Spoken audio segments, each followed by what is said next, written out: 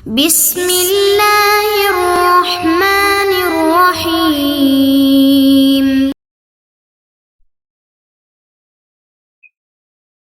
بسم اللہ الرحمن الرحیم. السلام علیکم ورحمۃ اللہ وبرکاتہ. عزیز طلبہ، امید ہے بخیر وعافیت ہوں گے. تفسیر جلالین سورۃ المائدہ سبق نمبر 199 کے ساتھ آپ کے سامنے حاضر ہیں. عزیز طلبہ، آج کے سبق انشاءاللہ وَإِذَا حَلَلْتُمْ فَاصْطَادُوا سے لے کر آیت نمبر 3 ذَلِكُمْ فِسْقٌ تک ہوگا. تو آئیے عزیز طلبہ سبق کی ابتدا کرتے ہیں. اعوذ باللہ من الشیطان الرجیم. بسم اللہ الرحمن الرحیم. وَإِذَا حَلَلْتُمْ فَاصْطَادُوا، اور جب تم احرام کھول لو تو شکار کر سکتے ہو. وَلَا يَجْرِمَنَّكُمْ شَنَآنُ قَوْمٍ أَن صَدُّوكُمْ عَنِ الْمَسْجِدِ الْحَرَامِ أَن تَعْتَدُوا، اور کسی قوم کے ساتھ تمہاری یہ دشمنی کہ انہوں نے تمہیں مسجد حرام سے روکا تھا، تمہیں اس بات پر آمادہ نہ کرے کہ تم ان پر زیادتی کرنے لگو. ان تعتدوا کہ تم ان پر زیادتی کرنے لگو. وتعاونوا علی البر والتقوی، اور نیکی اور تقوی میں ایک دوسرے کے ساتھ تعاون کرو. ولا تعاونوا علی الاثم والعدوان، اور گناہ اور ظلم میں تعاون نہ کرو. واتقوا اللہ، اور اللہ سے ڈرتے رہو. ان اللہ شدید العقاب، بے شک اللہ کا عذاب بڑا سخت ہے. جی، حالت احرام میں محرم یعنی احرام پہننے والے کے لیے خشکی کے جانوروں کی شکار کی ممانعت تھی. اب احرام سے فارغ ہونے کے بعد وہ ممانعت باقی نہیں رہی، اور غیر محرم کے لیے شکار کرنا اب جائز ہو گیا. البتہ حرم شریف میں شکار کرنا یہ غیر احرام میں بھی ممنوع ہے. حدیث میں اس کی صراحت آئی ہے کہ حرم میں شکار نہیں کر سکتے. تفسیر دیکھیے، وَإِذَا حَلَلْتُم مِّنَ الْإِحْرَامِ، جب تم احرام سے حلال ہو جاؤ، احرام یعنی اتار دو، فاصطادوا تو شکار کرو. جی، امر اباحت، یہ مباح امر ہے، یہ حکم اباحت کے لیے ہے. امر اباحت مباح امر ہے یہ، اور یعنی وجوب کے لیے نہیں ہے کہ شکار کرنا واجب ہے. جب تم احرام نے اتار دیا تم نے اب شکار کرنا واجب ہوگا، ایسا نہیں ہے، بلکہ امر مباح ہونے کے لیے یعنی مباح ہے، اب جائز ہے تمہارے لیے. ولا یجرمنکم، یکسبنکم، جی یکسبنکم آمادہ نہ کرے تم پر، کسب نہ کروائے، تم سے کروائے نہیں. شنآن دشمنی، بفتح النون وسکونھا، نون کی فتح اور سکون کے ساتھ ہے، یعنی شنآن نون کی فتح کے ساتھ ہوگا، وسکون شنآن نون پہ سکون ہوگا. تو دونوں قرأتیں ہیں. بغض، کیا مراد ہے شنآن سے؟ بغض، دشمنی. تفسیر کر دی ہے صاحب جلالین نے بلفظ آخر، کہ ان لفظ کی تفسیر دوسرے لفظ سے کی ہے کہ زیادتی مراد ہے. قوم، کسی قوم کی دشمنی، زیادتی. بغض لاجل، اس وجہ سے کہ ان صدوکم عن المسجد الحرام، کہ انہوں نے تمہیں روکا تھا مسجد حرام سے. کس چیز پر آمادہ نہ کرے؟ ان تعتدوا، کہ تم سرکشی کرو، علیہم زیادتی کرو ان کے ساتھ، علیہم ان کے ساتھ، بالقتل صورت تعدی، زیادتی کی صورت، قتل کرو ان کو، وغیرہ یا کوئی اور معاملہ ان کے ساتھ کرو. اس کے پس منظر کی طرف ذرا دیکھنا چاہیے. اس آیت کا پس منظر یہ ہے کہ 6 ہجری میں رسول اللہ صلی اللہ علیہ وسلم اپنے صحابہ کے ساتھ عمرہ کے لیے تشریف لے گئے تھے، 1400 صحابہ کے ساتھ. مشرکین مکہ نے آپ کو عمرہ ادا نہیں کرنے دیا. آپ نے ان کے ساتھ صلح کی، جو صلح حدیبیہ کے نام سے مشہور ہے. پھر اگلے سال آپ نے عمرۃ القضاء ادا کیا، قضاء کا عمرہ آپ نے ادا کیا. اور پھر اس سے اگلے سال یعنی 8 ہجری میں مشرکین نے صلح کی کچھ شرطوں کی خلاف ورزی کی، جس کی وجہ سے آپ نے لشکر کشی کی مکہ کے اوپر، اور مکہ فتح ہو گیا. تو اب یہاں پر کچھ مسلمان کہنے لگے کہ انہوں نے ہمارے ساتھ بڑی زیادتی کی ہے، اب ہم ان سے بدلہ لیں گے. تو اس پر یہ فرمایا کہ ان کا بغض، ان کی دشمنی، ان کی زیادتی تمہیں اس بات پر آمادہ نہ کرے کہ تم بھی ان کے ساتھ وہ والا معاملہ کرو جو انہوں نے تمہارے ساتھ کیا تھا. تو اب سوچنے کی بات ہے کہ مسجد حرام سے روکا گیا، انہوں نے برا کیا، دین کے معاملے میں انہوں نے برا کیا، اور صحابہ نے سوچا کہ ہم ان سے بدلہ لیں گے، دین کا معاملہ تھا۔ تو اگر کوئی دنیاوی زیادتی کرے، دنیا کے معاملے میں زیادتی کرے، کوئی دنیا کا معاملہ ہو، دنیا کی کوئی رنجش ہو، دنیا کی کوئی دشمنی ہو، اور اس کی وجہ سے کوئی ظلم کر لے، زیادتی کر لے، تو اس شخص کا سے بدلہ لینے کا پھر کیا حکم ہوگا؟ اس لیے معاف کر دینا افضل ہے، اس کا بڑا ثواب ہے۔ وتعاونوا علی البر، اور نیکی کے کاموں میں ایک دوسرے کے ساتھ معاونت کرو، ای فعل ما امرتم به، یعنی ایسے افعال کے اوپر معاونت کرو جس کا تمہیں حکم دیا گیا ہو، جس کا تمہیں حکم دیا گیا ہو، یعنی اوامر جو اوامر ہے، جو اللہ تعالیٰ کے احکام ہیں، ان میں ایک دوسرے پر ایک دوسرے کی معاونت کرو۔ تو اب یہ عمومی حکم ہے، یہ نہیں کہ حکم میں ایک دوسرے کی معاونت کرو، اس میں سینکڑوں مسائل داخل ہو گئے۔ تو ایک دوسرے کی مدد کرنے کی بہت صورتیں ہو سکتی ہے، مثلا ایک دوسرے کی دنیاوی ضرورت پوری کر دی، کسی نے کپڑے کا کارخانہ بنا دیا، دنیاوی ضرورت پوری کر رہا ہے، باقی لوگوں کی، کسی نے پھلوں کا باغ لگا دیا، کوئی سبزی اگا رہا ہے، تو یہ ساری معاونت ہے۔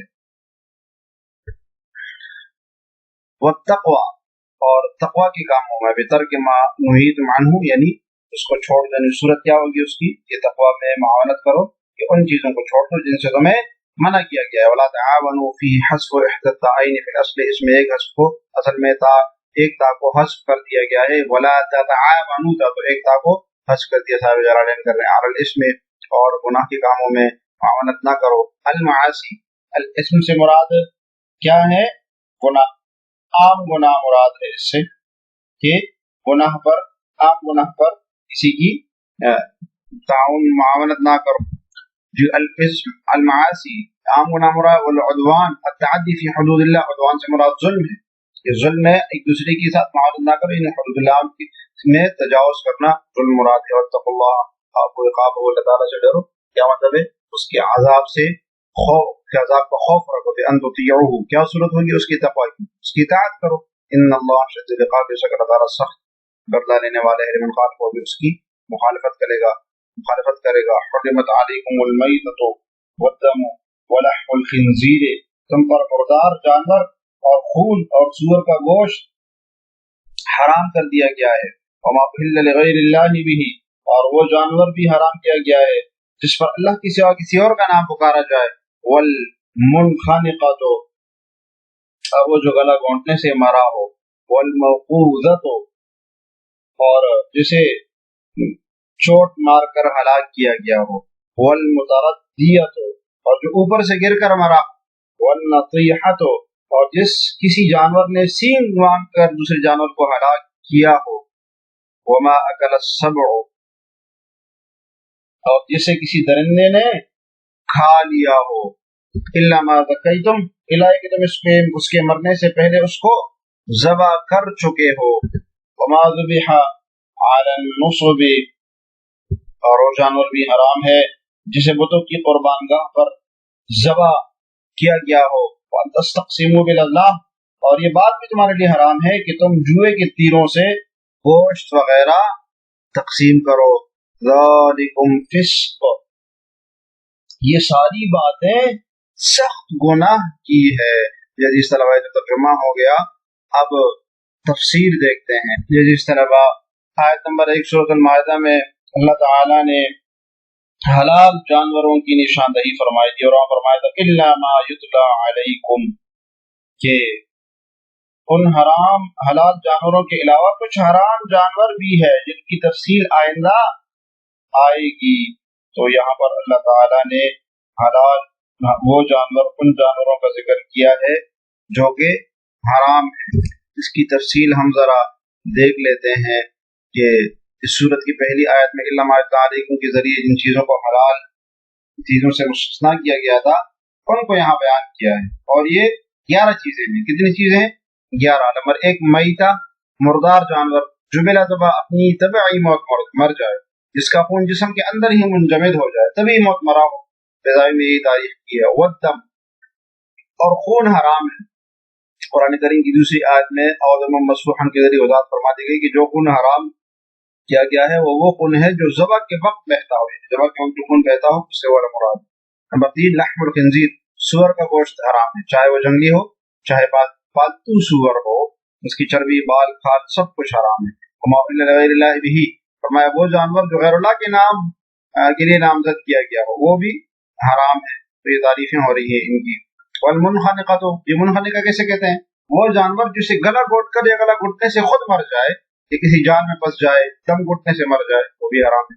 والموقوذۃ، اور یہ وہ جانور ہیں جو کسی ایسی چیز کی شدید ضرب سے ہلاک ہو جائے جو دھاری دار نہیں ہو، جیسے لاٹھی پتھر وغیرہ، جو یعنی دھاری دار ایسی چیز سے ذبح کیا جائے جس سے عموماً ذبح نہ ہوتا، اس کو موقوذہ کہتے ہیں۔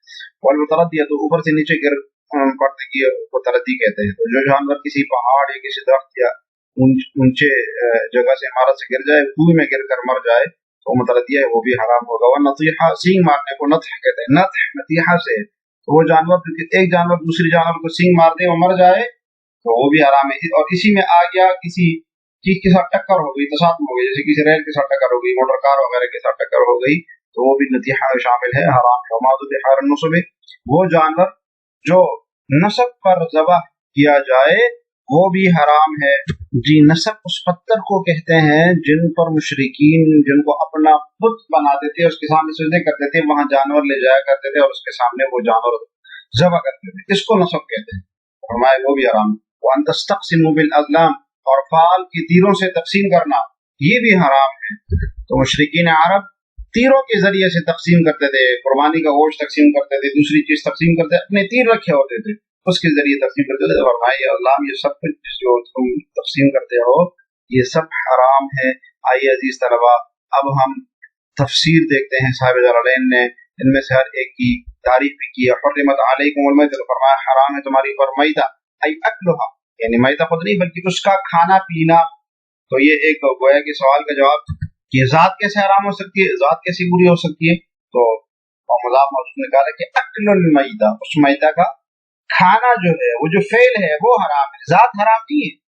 تو اکل المیتہ، میتہ مردار چیز کا کھانا وہ حرام ہے۔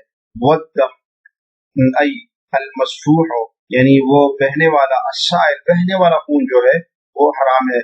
کما فی الانعام، جیسے کہ سورہ الانعام میں ہم نے تشریح میں بھی ذکر کیا تھا، اور دم مسفوحا، اس کی تفسیر قرآن کی دوسری آیت میں آئے گی۔ کون سا خون حرام ہے؟ جو کہ مسفوح بہنے والا ہو، اس کا مطلب ہے جو جمع ہوا خون ہے، جیسے کہ کلیجی وغیرہ، وہ حلال ہے۔ ولحم الخنزیر، اور خنزیر کا گوشت بھی حرام ہے۔ یہ خنزیر کے نجس العین ہونے پر پوری امت کا اجماع ہے کہ اس کی کسی بھی جز سے نفع اٹھانا درست نہیں ہے، چونکہ غذا کا اثر اخلاق پر پڑتا ہے، اس لیے اس میں کچھ زمین میں ایسی صفات پائی جاتی ہیں، مثلاً وہ حریص ہوتا ہے بہت پرلے درجے کا، اور جو قومیں سور کھاتی ہیں ان میں بغیرتی بہت زیادہ ہوتی ہے، اس لیے کچھ بہت ساری وجوہات ہیں اس کی، بہرحال اللہ تعالیٰ نے اس کو حرام قرار دیا ہے۔ وما اہل لغیر اللہ، اور جو غیر اللہ کے نام پر ذبح کیا جائے، بأن ذبح، تعریف کر رہے ہیں وما اہل لغیر اللہ کی، بأن ذبح علی اسم غیرہ، جو اللہ تعالیٰ کے نام کے علاوہ کسی اور نام پر ذبح کیا جائے وہ بھی حرام ہے۔ والنطیحۃ، اور گلا گونڈ کر، المیتۃ مرا ہوا، خنقا، جس کا گلا گونڈا جائے، گلا گونڈ کیا جائے اس کا، وہ بھی حرام ہے۔ تو خنق یخنق خنقن، یہ خنقن ہے، خنقن کا مطلب ہے گلا گونڈنا، گلا گونڈ لینا۔ تو جس کا خود بخود گلا گونڈ جائے، یعنی سانس بند ہو جائے، سانس بند ہونے سے اس کی موت واقع ہو جائے، یا یہ کہ کوئی اس کا گلا گونڈ دے، تو یہ منخنقہ ہے، حرام ہے۔ والموقوذۃ المقتولۃ ضربا، یہ موقوذہ کی تعریف کی صاحب جلالین نے، جس کو کسی ضرب سے مارا گیا ہو۔ یہ اسم مفعول کا صیغہ ہے، چوٹ کھا کر جو مار دیا گیا ہو، تو شدید ضرب سے جو مارا جائے وہ موقوذہ ہوگا، وہ حرام ہوگا۔ کسی تیز داریدار چیز سے بسم اللہ پڑھ کر اگر مارے جائے، جیسے کہ گولی مارا جائے، نیزہ مارا جائے، وہ حلال ہوگا۔ والمتردیۃ، اور نیچے گرنے والا، الساقطۃ من علو الی سفل فماتت، وہ گرنے والا جو کہ اونچائی سے نیچائی کی طرف گر جائے، فماتت، اور پھر مر جائے، تو کنویں میں مرنے والا، یا کار سے ٹکر ہو کے مرنے والا، یا گاڑی سے ٹکر ہو جائے، اس کی ریل گاڑی سے ٹکر ہو جائے، یا اوپر پہاڑ سے گر جائے، یہ سب متردیہ میں شامل ہے، یہ حرام ہے۔ والنطیحۃ المقتولۃ بالنطح اخری لها، اور سینگ سے مارا گیا، دوسرے جانور کی سینگ سے مارا گیا، جو قتل کیا ہوا بنطح اخری، دوسرے جانور کی سینگ سے اس کو سینگ مار دیا گیا دوسرے جانور نے اور وہ مر گیا، تو وہ نطیحہ ہے، وہ بھی حرام ہے۔ وما اکل السبع، اور جس کو چیر پاڑ کر کے کھا جائے کوئی جانور، من ہو اس میں سے، الا ما ذکیتم، الا یہ کہ جس نے تم پر تم نے جس کو پاک کیا ہو، ای ادرکتم فیہ الروح من هذه الاشیاء فذبحتموه، اس شرط کا تعلق اشارہ کر رہے ہیں صاحب جلالین کہ ماقبل کے جتنے پیچھے بیان ہوئے ہیں، النطیحہ ہے، الموقوذہ ہے، المتردیہ ہے، ان سب کے ساتھ ہے کہ تم نے موقوذہ پالی، متردیہ پالی، نطیحہ پالیا اور اس میں روح تھی اور کسی داریدار اور کسی چیز سے تم نے اس کو ذبح کر دیا بسم اللہ پڑھ کر، تو وہ پھر تمہارے لیے حلال ہوگا۔ یا ادرکتم فیہ الروح، یعنی تم نے زندگی کی پالی، روح پالی من هذه الاشیاء، ان چیزوں میں، فذبحتموه، اور تم نے ذبح کر دیا، وما ذبح علی اسم النصب، اور جو نصب کے نام پر جس کو ذبح کیا جائے، یہ جمع نصاب وہی الاسنام، نصب نصاب کی جمع ہے، وہ بتوں کو کہتے ہیں، یہ پتھر ہوتے تھے، پتھروں سے انہوں نے جو بت بنایا ہوتے تھے اس کو نصب کہتے ہیں۔ وان تستقسموا تطلب القسم والحکم، اور تم تقسیم کرنے کو طلب کرو اور فیصلہ کرو، بالازلام، جمع جی ازلام جمع ظلم، یہ ظلم کی جمع ہے، بفتح الزاء و ضمها، یعنی زا کے فتح ظلم اور ضمہ کے ساتھ میں مع فتح اللام، لام مفتوح ہوگا اس میں، تو ظلم اور ظلم، یعنی ظلم پر ظلم دونوں ہے اس میں۔ قدح بکسر القاف، جی یہ تیر ہے یعنی قاف کی کسرہ کے ساتھ۔ سهم صغیر لا ریش لها ولا نصل وکانت سبعۃ، تو یہ ظلم جو ہے نا، ایسے تیر کو، چھوٹے تیر کو کہتے ہیں کہ اس میں کوئی ریشہ بھی نہ ہو، اس میں کسی تیر کا نشان، اس میں کوئی نشان بھی نہ ہو اور نہ اس میں کوئی اور ایسا ٹیڑھا پن ہو۔ وکانت سبعۃ، اور یہ 7 تیر ہوتے تھے، عند سعد بن الکعبۃ علیہ اعلام، بیت اللہ کے خادم کے پاس یہ ہوتے تھے، یہ 7 تیر، علیہ اعلام، اور اس پر نشان ہوتے تھے، علامتیں ہوتی تھی اس کے وہاں پر۔ وکانو یجیبونہا، اور ایک نسخے میں ہے وکانو یحکمونہا، اور وہ اس سے جواب طلب کرتے تھے اور یعنی اس سے فیصلہ مانگتے تھے، اس کے ذریعے فیصلہ کرتے تھے۔ فإن امرتهم اعتمروا، اور اگر وہ اس کو حکم دیتا تو وہ حکم کو مان لیتے، وإن نہتهم، اور اگر وہ ان کو روک لیتے، انتہوا، تو وہ بھی رک جاتے خود، تو ان تیروں کے اوپر چل رہے ہوتے تھے۔ سرکار نے فرمایا یہ سب غلط ہے۔ صاحب جلالین نے تستقسموا بالازلام کی تفسیر کے ذالک الفسق، فرمایا یہ سب فسق ہے، خروج عن الطاعت، فسق کی تعریف کر رہے ہیں، اطاعت سے نکل جانا، خروج عن الطاعت، اطاعت سے، اللہ تعالیٰ کی اطاعت سے نکل جانا، کہ ان تمام چیزوں کا حکم بیان کرتی ہے کہ یہ تمام چیزیں فسق ہے، گناہ کا کام ہے۔ یہ اس طرح آج کے سبق سے متعلق سوال یہ کہ اس آیت میں کتنی چیزوں کو حرام قرار دیا گیا ہے، آپ نے بڑی تفصیل سے پڑھا، تو جواب کمنٹس میں ضرور لکھیے گا۔ اللہ تعالیٰ ہمیں جلالین پڑھنے سمجھنے کی توفیق عطا فرمائے۔ السلام علیکم ورحمۃ اللہ وبرکاتہ۔ بسم اللہ الرحمن الرحیم، السلام علیکم ورحمۃ اللہ وبرکاتہ۔ عزیز طلباء، امید ہے بخیر و عافیت ہوں گے۔ تفسیر جلالین سورۃ المائدہ سبق نمبر 198 کے ساتھ آپ کے سامنے حاضر ہیں۔ آج کا سبق انشاءاللہ یا ایھا الذین آمنوا اوفوا بالعقود سے لے کر آیت نمبر 2 اور رضوانہ تک ہوگا۔ تو آئیے عزیز طلباء سبق کی ابتدا کرتے ہیں۔ آج انشاءاللہ ہم سورۃ المائدہ شروع کریں گے۔ دعا ہے کہ اللہ تعالیٰ بخیر و عافیت کے ساتھ اس سورت کی تکمیل فرمائے۔ اعوذ باللہ من الشیطان الرجیم، بسم اللہ الرحمن الرحیم۔ سورۃ المائدہ شروع کرنے سے پہلے ہم ذرا اس سورت کے متعلق دیکھ لیتے ہیں کہ اس میں کیا مضامین بیان ہوئی ہیں، کیا وجہ تسمیہ ہے اس سورت کے، اس سورت کو سورۃ المائدہ کیوں کہتے ہیں۔ تو سورۃ المائدہ کی وجہ تسمیہ یہ ہے کہ اس کو سورۃ المائدہ اس لیے کہتے ہیں کہ اس میں مائدہ یعنی دسترخوان کا ذکر ہے، اور وہ دسترخوان جو کہ عیسیٰ علیہ السلام پر نازل ہوا تھا۔ سورت کا نام سورۃ العقود بھی ہے، عقد وعدے کو کہتے ہیں، عہد کو کہتے ہیں، تو عقود بھی اس کو کہتے ہیں۔ اس سورت کا مختصر تعارف یہ ہے کہ اس میں 16 رکوع ہے، 120 آیتیں ہیں۔ یا 121 یا 122 بنا بر اختلاف۔ یہ صورت مدینہ میں نازل ہوئی مدنی صورت ہے، اور یہ آتا ہے روایات میں کہ مدینہ میں سب سے آخر میں جو صورت نازل ہوئی وہ صورت المائدہ تھی۔ بعض حضرات کا خیال یہ ہے کہ قرآن کی ہی سب سے آخری صورت ہے، چونکہ یہ حجۃ الوداع کے موقع پر نازل ہوئی تھی۔ بنیادی طور پر اس صورت میں کیا کیا مضامین بیان ہوئے ہیں وہ ہم دیکھ لیتے ہیں۔ اس میں ہر قسم کی معاہدے کی پابندی کا ذکر ہے، اس کو پورا کرنے کی پوری تاکید ہے۔ اس کے علاوہ حلال و حرام چیزوں کا بیان ہے، شرعی سزاؤں کے احکام بیان ہوئے ہیں، یہود و نصارہ کی بدعتیوں کا اور بدعمالیوں کا بیان ہے۔ تو آئیے عزیز طلباء سبق کی ابتدا کرتے ہیں۔ سورۃ المائدہ مدنیۃ، یہ سورہ مائدہ مدنی ہے۔ 120 آیۃ او اثنتان او ثلاث، یہ 120 یا 121 یا 123 آیات پر مشتمل صورت ہے۔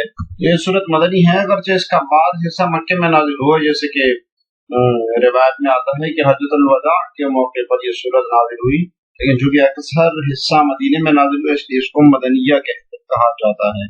جی بسم اللہ الرحمن الرحیم، شروع اللہ کے نام سے جو بڑا مہربان نہایت رحم کرنے والا ہے۔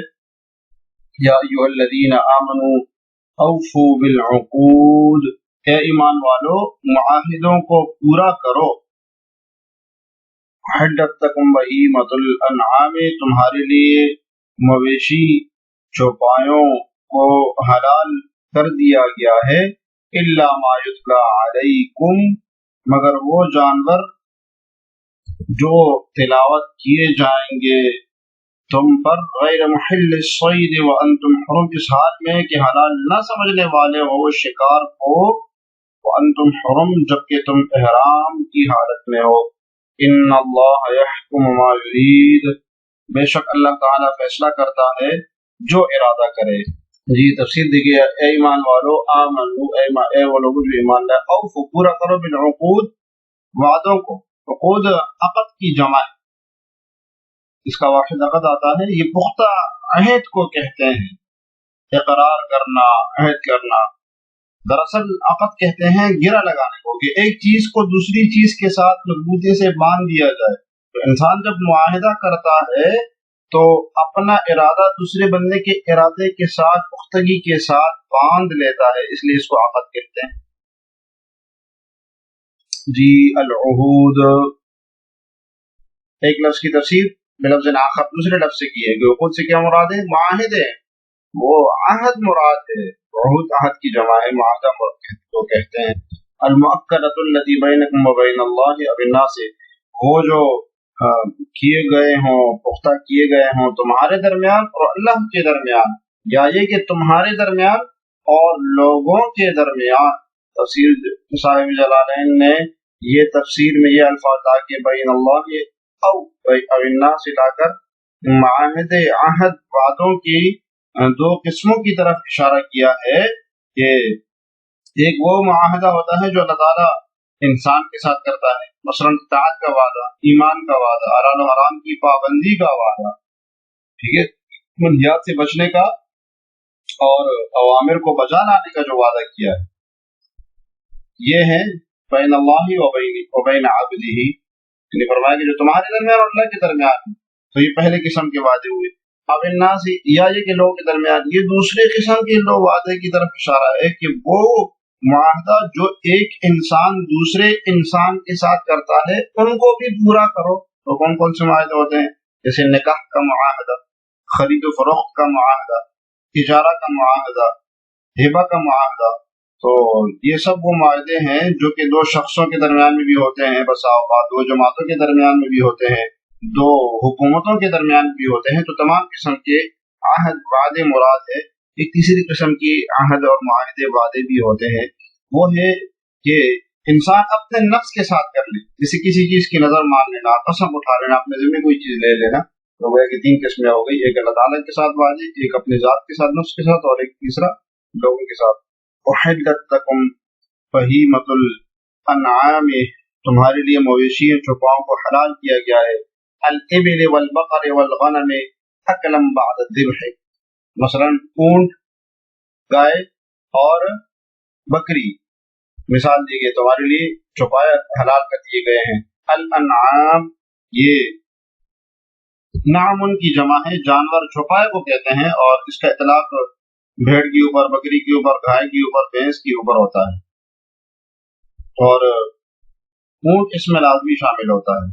اور یہ جو بہیمہ ہے، بہیمہ اس کی جگہ جمع بہائم آتی ہے، یہ بھی مویشی چھپاؤ کو کہتے ہیں، اور اس میں جو ہے نا بہائم کا اطلاق درند پر بھی ہوتا ہے، پرند پر بھی ہوتا ہے، یعنی ہر قسم کا جو حیوان ہے اس کے اوپر ہوتا ہے۔ انعام عام جانوروں کے اوپر ہوتا ہے۔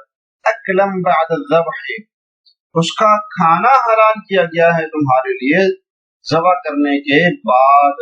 محلت کے مفعول بھی کا بیان ہے، اور ایک سوال کا جواب یہ ہے کہ بھائی حلال ہونا، حرام ہونا، یہ تو افعال کے اوصاف ہے کہ یہ فعل تمہارے لیے حلال ہے، یہ کام تمہارے لیے جائز ہے، حرام ہے، تو یہاں پر تو ذات آئے ہیں بہیمۃ الانعام، تو ذات کیسے حلال کیا گیا؟ فعل کے بارے میں حلال ہونا چاہیے، تو عقلاً مطلوب مان کر اسی سوال کا جواب دے دیا کہ عقل بہیمۃ الانعام حلال کیا گیا ہے تمہارے لیے، لیکن ذبح کرنے کے بعد الا وہ کہ جو ابھی جو تمہارے اوپر تلاوت کیا جائے، یعنی جن کی تمہارے اوپر تلاوت کی جائے، تحریمہ یعنی اس کا حرام ہونا تمہارے اوپر تلاوت کیا جائے گا، اس کا حرام ہونا، تحریمہ کہہ کے اشارہ ہے کہ آگے جو حرمت علیکم المیتۃ تو آگے آیات آ رہی ہے وہ مراد ہے، وہ جو ابھی تلاوت کی جائے گی ان قریب۔ اور اس طرف بھی اشارہ کرتے صاحب جلالین نے کہ اس آیت میں اصل وہ حرام جانوروں کو بیان کرنا مقصد ہے۔ فالاستثناء منقطع، تو یہ استثناء الا ما يتلى علیکم مستثنیٰ منقطع ہے، کیوں؟ کیونکہ بہیمۃ الانعام اور ما يتلى علیکم جو آیات ہے اور جو بہیمۃ الانعام ہے ان دونوں کی جنس مختلف ہے، اس لیے یہ مستثنیٰ منقطع ہے۔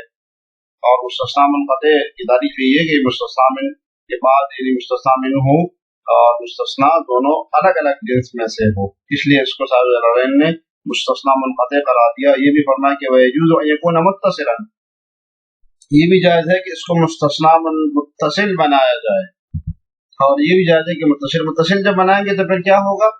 إِلَّا مَا محرم مستثنیٰ ہوگا، اور پیچھے حلالاً مستثنیٰ منہ بنے گا اور محرم مستثنیٰ منہ ہوگا، پھر اس کو مستثنیٰ متصل بنانا بھی جائز ہے۔ تحریم اور یہ حرام ہونا کس وجہ سے ہوتا ہے؟ لما عرض من الموت، کہ کسی وجہ سے بھی موت عارض ہو جائے، موت لاحق ہو جائے، موت کی وجہ سے وہ حرام ہوتا ہے۔ ونحوی، اور اسی طریقے سے دوسری چیزوں کی وجہ سے، جیسے مثلاً گر جائے، اوپر سے گر جائے، یا اس کو خنق کیا جائے یا نقب کیا جائے وغیرہ۔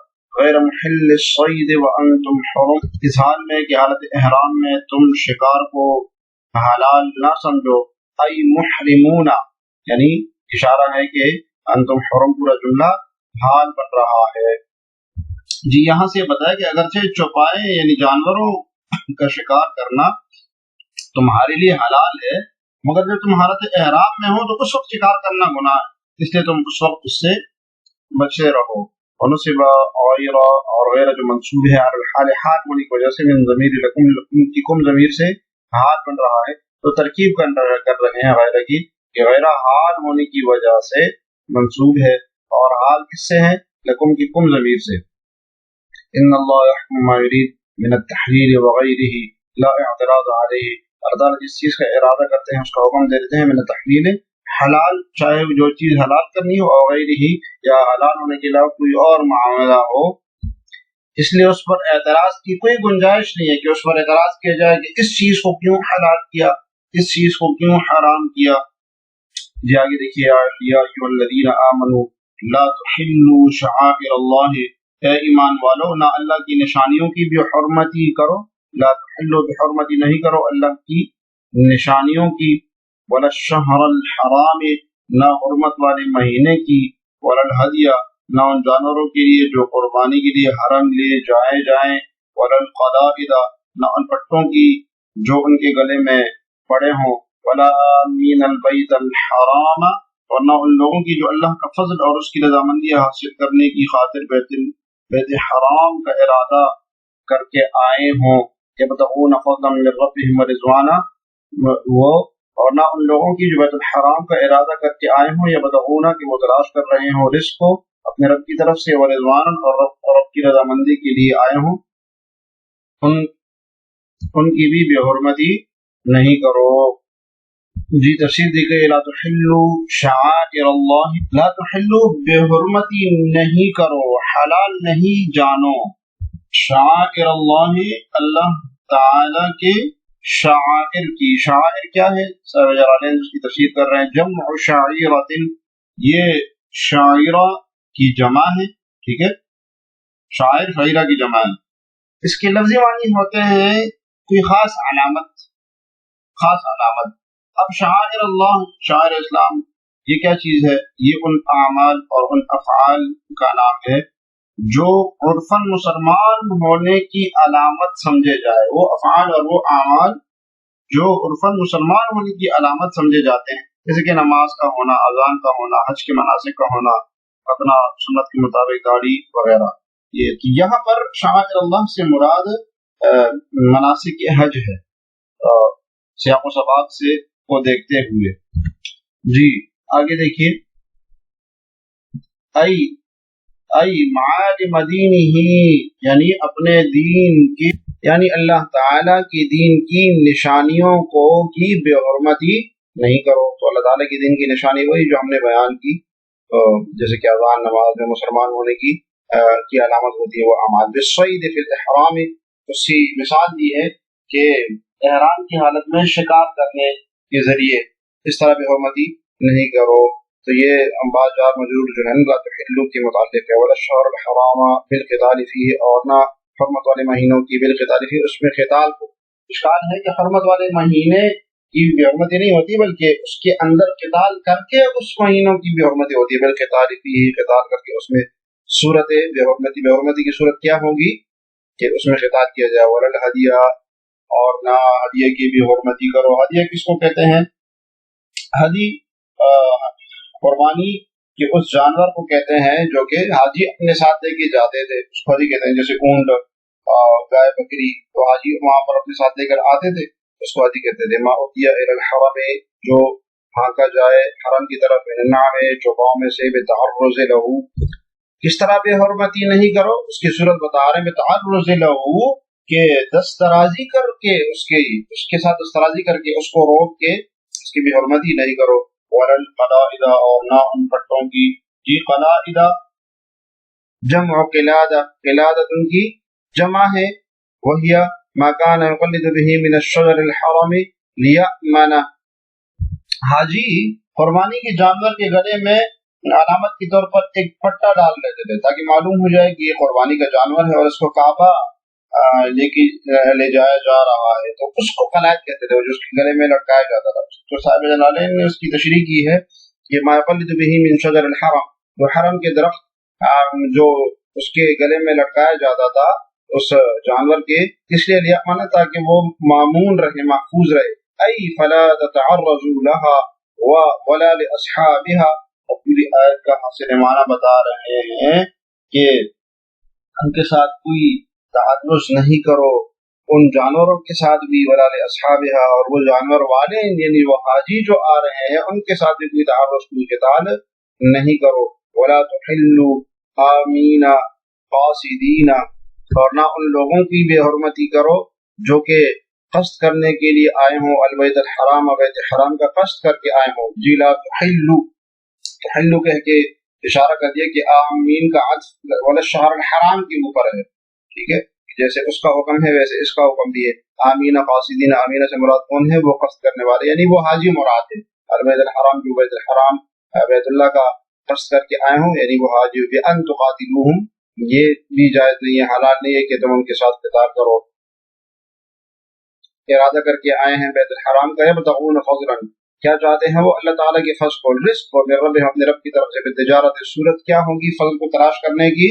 تجارت کے ذریعے۔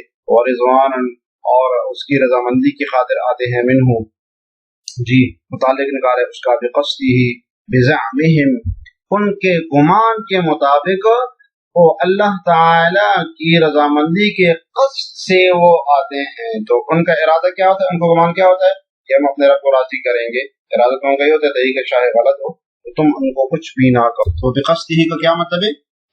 یعنی بقصد بسبب قصد البیت الحج، تو حج کی یہ بیت اللہ کا قصد کر کے جو نکلے ہیں، اور زعمہم ان کی گمان کے مطابق، یعنی وہ اپنے گمان کے مطابق اللہ تعالیٰ کی رضامندی کے لیے آئے ہوتے ہیں. وَهَذَا مَنْسُوخٌ بِآيَةِ بَرَاءَةٍ، یہ آیت براءت، آیت براءت قاتل المشرکین کا فتن سے منسوخ ہے. صاحب جلالین یہ بتا رہے ہیں کہ یہ آیت منسوخ ہے اس آیت سے جو کہ سورہ براءت میں عمومی طور پر مشرکین کی قتال کا حکم دیا گیا تھا. تو بعض حضرات نے اس کو منسوخ کہا ہے کہ یہ منسوخ ہے اس آیت براءت سے کہ اس میں عمومی طور پر پھر قتال کا حکم تھا، یعنی وللحدی اور القلائد والآمین بیت الحرام سے جہاں منع کیا گیا تھا وہاں پر قتال کا حکم دیا گیا باقاعدہ. اور بعض حضرات نے کہا کہ آیت منسوخ نہیں ہے بلکہ وہ آیت مطلقاً مشرکین کے بارے میں نازل ہوئی ہے، اور یہ عمومی طور پر مسلمانوں کے بارے میں بھی نازل ہوئی ہے، مشرکین کے بارے میں بھی نازل ہوئی ہے. بہرحال مختلف رائے ہے اس میں. جس طرح آج سورۃ المائدہ کی ہم نے ابتدا کی ہے، اس کی پہلی 2 آیاتیں پڑھی ہیں ہم نے. سورۃ المائدہ کا اولاً خلاصہ بتایا، پھر اس کی ابتدا کی. سورۃ المائدہ کی وجہ تسمیہ ہم نے پڑھی ہے. آپ نے سورۃ المائدہ کی وجہ تسمیہ بیان کرنی ہے، کمنٹس میں اس کا جواب ضرور لکھیے گا. اللہ تعالی ہمیں جلالین پڑھنے سمجھنے کی توفیق عطا فرمائے. السلام علیکم ورحمۃ اللہ وبرکاتہ.